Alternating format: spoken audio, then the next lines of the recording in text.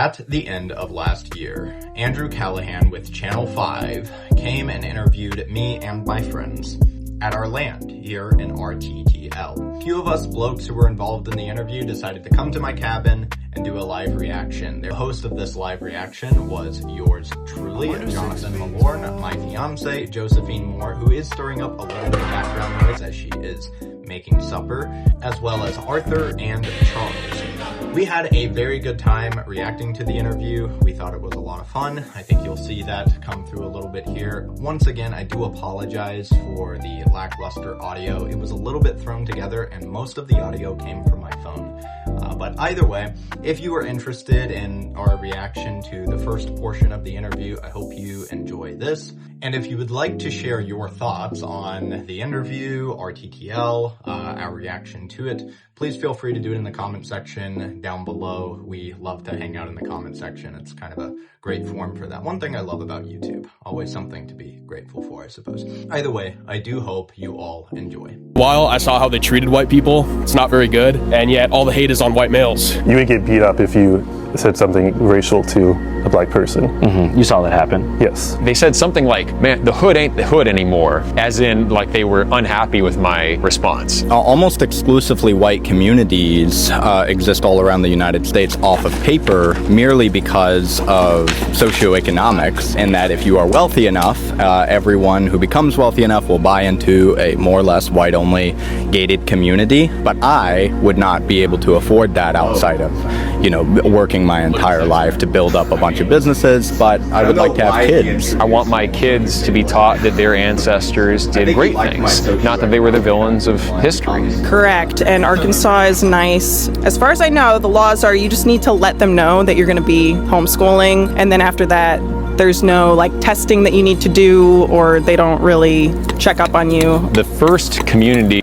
A lot of people were saying that, how it's so concerning that, they don't have to check up on the kids, and that, Caitlin was holding her kids hostage or something. Or they were saying that she wasn't smart enough to homeschool her kids. They were upset at the line she says, well, I think I basically know everything they need to be taught. Which is true because her kids are very young. They're literal toddlers. And then she literally says, and all of the comments ignored this, she's like, but there's men in the community who I trust to train them in certain subjects that I'm not comfortable with. They completely ignored that. Yeah. And it's also very unfair. If the average person isn't smart enough to teach their kids, that's kind of a criticism on the public education as well. Can't compartmentalize the bananas and rice. It's you should be able to you should be able to teach 6-year-old kids pretty easily. Alright, I have to collect an apron for the lady. Could you grab that? The way I always think about it is it doesn't make a lot of sense. They're presupposing that all education should be done by systems outside of the family. Oh, it's good that you send your child away for 8 hours a day. Basically, most of their childhood life, you send them away to an institution to be trained by queers and cat ladies.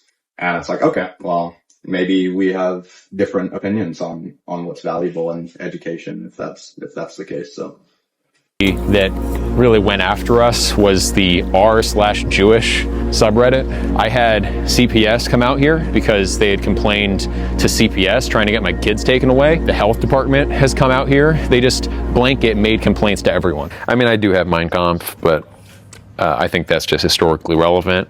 Who wrote that one? Mein Kampf? Yeah. Hitler. Oh, shit. He's sort of the central villain of the 20th century. So if you don't understand what he thought, then you're, again, missing a big piece of history. Did he make mistakes? I believe so. What do you think the biggest mistake was? Invading the Sudetenland. None of the other stuff. The other stuff? Well, it depends on what you mean. Just the Holocaust and everything. Holocaust? I don't know about all that. Everybody thinks gang. Oh, but my mom died. but my mom died in the Holly. It's Yeah, I really like Eric's segment at the beginning. It's funny. Yeah. Well, and the thing about that too is that Eric also has the Communist Manifesto in his library too. Yeah. So why didn't they point at that book and be like, oh, are you a communist? Yeah, well, Eric legitimately does have that book in his library for the historical reasons. Yeah, that's but it's always that question, right? It's oh, you're a you're a settlement. You're building a homestead in Arkansas. You actually have principles on your governance. Yeah, that's cool. That's great. We love to talk about that. But you know what you need to answer first? How many people to the number died in the Holocaust? Everybody thinks Genghis Khan is cool and he killed more people than Hitler. The question is like how fast that will take for Hitler to be as cool as Genghis Khan. I don't know. Total brown Gorper victory. It's so out of context. What's your favorite thing to cook? What do you think, Charles? You got a 27-minute interview reduced to basically 2 clips. You still dropped 2 of the hardest lines in the whole interview. Yeah, it is funny, especially because it's like 2 different conversations that are like 10 minutes apart. And the one has no like relation to the other.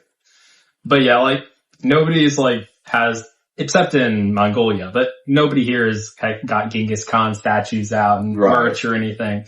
It's just the fact that nobody really cares. He's just like a cool historical figure. People learn about it. Oh, that's interesting. It's like, I'm still mad about it. Yeah.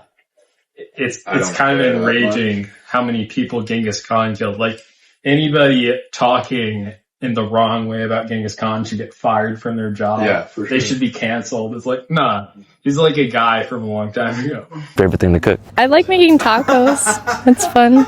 Despite the fact that we do have, taco nights sometimes, we also have traditional European food nights. I really love breaded chicken, like fried chicken. I like pizza. Eric really loves to eat. Does he? Yeah. Dude, he's jacked though. Yeah, he's jacked, but he loves to eat. Like whenever he's at the community dinners, he's always like a vacuum. Yeah, he's going up for like 4ths. No, I like typical stuff. Look, I was a big Dr. Dre guy for like my teenage years when I was like working out and everything like that. But then I was like, I don't think it is as soothing to my soul. And that goes back to just like anthropological data that we have about the difference between like rhythm and harmony. What about you? I don't listen to rap music. I listen to gospel music. Okay, who's your favorite gospel artist?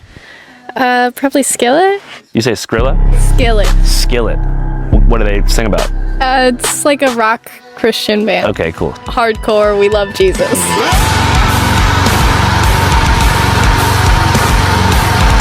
Can Greeks...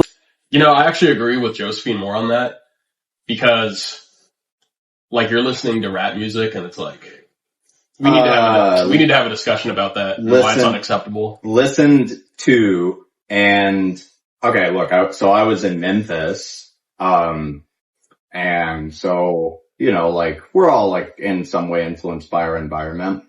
That's where I started listening to, like, Pac. Dr. Dre was really good. Kanye West at the time. I thought he had, like, original stuff. Some pretty good stuff like Cousins.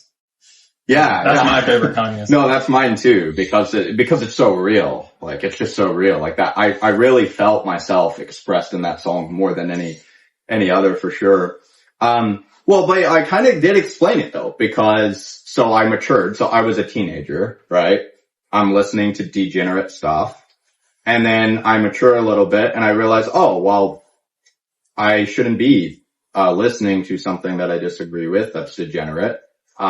There is data, like I was referencing, about like the difference between rhythmatics and, harmonics. Harmonics are the traditional European form of music. I don't need to get all into it. I basically said that. Okay.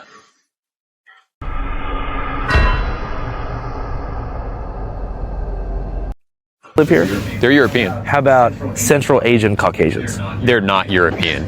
But the Caucasus Mountains, Caucasian ancestral birthplace, is technically in Central Asia. He mistakes geography with race constantly.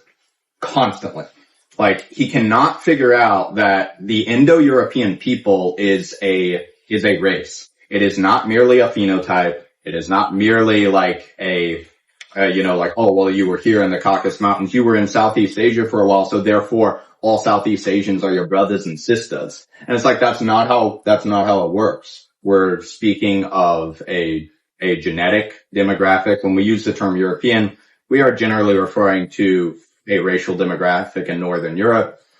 But he'll do this constantly. He does it with the geography thing here. He's going to do it again later. I think that demonstrates a lack of education on the issue. Even if you aren't a race realist or a racialist or whatever we're calling ourselves these days, he's just like completely missing what we are even speaking of when we talk about white. And it's like, yeah, like we shared land all over the world. I mean, whites were settled in North Africa, for example, like 2,500 years ago. That doesn't make all of the people there now our brothers and sisters, like racially. And it's like, oh, but you're like from North Africa, so everyone there's related to you, right? And it's like, well, not exactly. Also, Irish and Italians were always considered white. About rapid demographic change, mass immigration, and just what's happening to our countries. Why not just like go to Idaho? Well, because I'm not just thinking about what would be convenient or easy now for us. I'm also thinking, what will the country look like for my kids and grandkids? Coeur d'Alene, I looked up the census information, and it's dropped nearly 10% of the white population in the last 20 years. That's mostly immigration. I grew up in Montana. Did you notice a significant demographic shift in Montana? Not yet, but it's happening. It won't be long. And this kind of ties into Eric's point. Like, if we don't form this intentional community here in Arkansas now, in 10 years, but especially 20 or 30, Montana, Idaho, all these states are going to be increasingly of a people not of our type. And so, yeah, obviously that's a large reason why we're doing this. That's fine. People think you actually cook. I made Domino's today, sweetie. Where you from? I'm from Wisconsin. And whose idea was it? It was his idea. I did notice that race-mixed kids I didn't think looked as attractive as kids who were pure race, but that's anecdotal. So going back to the very beginning, you said I don't find race-mixed kids attractive. Do you find race-mixed kids attractive? I only find like underage Jewish boys attractive. Me too. When I say kids, I mean under the age of 10. I only find Jewish kids attractive. Yeah, I noticed a lot of comments about that, and he's talking about when he was in like school. And it's obvious because if you had the verbal IQ of an ant, you would be able to apprehend that he's speaking of his past. He was like, I grew up in a particular environment. That's what Andrew Callahan is asking. And then they're like, this guy says he's attracted to kids. And it's like, yeah, you're retarded. That's like, which kids was he attracted to in middle school? So, well, they probably were kids. Yeah, right. No, he was attracted to adults. He was it was his teacher. He was cougar maxing. Yeah, he was cougar maxing. He was like, no, I just about ever being attracted to kids. When I was 3 years old, my first girlfriend fantasy was Hillary Clinton. You said you grew up in Southern California? Yeah. What part of the area? The south of LA County, La Mirada. Okay, cool. So you pretty much grew up like in a pretty diverse area. Oh yeah, my elementary school was primarily Mexican. I remember we had some kind of cultural day and they asked where your ancestors came from, and they were writing it on the board, and it was like Mexico, Mexico, Mexico, Mexico, England, Mexico, Mexico, Mexico. I mean, I have no other identity I can go back to. I'm a quarter or more Norwegian, and then I'm German, and I'm English. So I can't say that I'm English, I can't say I'm German, I can't say I'm Norwegian alone. I'm not even majority any of those things. So the only identity that I have, ethnocultural identity, is as a white American. And I think that's most white Americans, actually. It seems like the idea of white people or whiteness that we know today that's referenced by the media or by the Associated Press is a relatively new construction. Like talking to my grandparents who grew up in Philadelphia, you had different sections of town that belonged to different very tight-knit European communities. You had the Irish neighborhoods, German neighborhoods, Italian, Polish, Greek, and then with the mass influx of African Americans from the South during the Great Migrations, those lines kind of dissolved and they became a more loose unit of pan-European whites who fled the cities, and that's part of the reason that Philadelphia became so overwhelmingly black. And so now I don't know my ancestral Irish culture because it dissolved as a result of the political situation of the time. A lot of traditions have been lost throughout the process of white assimilation. Yeah, and that's true. That's definitely part of it. I don't think Mexican... He's admitting a point that we believe here in RTTL. He believes it as well. He gives an example that through demographic change, a lot of non-white, non-Irish people came in. He lost touch of his culture entirely. And now he doesn't even have an attachment to his culture because it was replaced by something else. But he still wants to write a hit piece about us who acknowledge the same thing. The difference is we're like, yeah, but we don't want that to happen. I like my Scottish Gaelic culture. We like our European culture. We would not want it to be replaced. We don't want our children to grow up with a transplanted culture that they don't even have contact with. And he's kind of just a doomer about it. He's like, well, this did happen to me, and therefore it should happen to me, Arthur, Charles, and everybody else. And if you fight against it, you're weird, and probably like Hitler. And I don't think that makes any sense. And it's like, you've lost something. He obviously feels it because he's even able to apprehend that he's lost it. And yeah, we don't want to lose that. We want that for our children and for our people in the future. What you just watched, if you're still here, is about a third of the interview, but it included most of our segments. A lot of the other stuff, and even some of what we edited out here, is Andrew Callahan giving his take on the world and social problems and why our solutions are wrong, even though he seems to have no solutions at all. There's also a really funny segment about IQ, which I'm going to try to edit our reaction to that because I thought it was rather enjoyable and somewhat on the nose, as some would say, but that is for another video. Either way, I do hope if you've made it this far, you enjoyed, you liked the video, share it with the chuds, share it with the bros.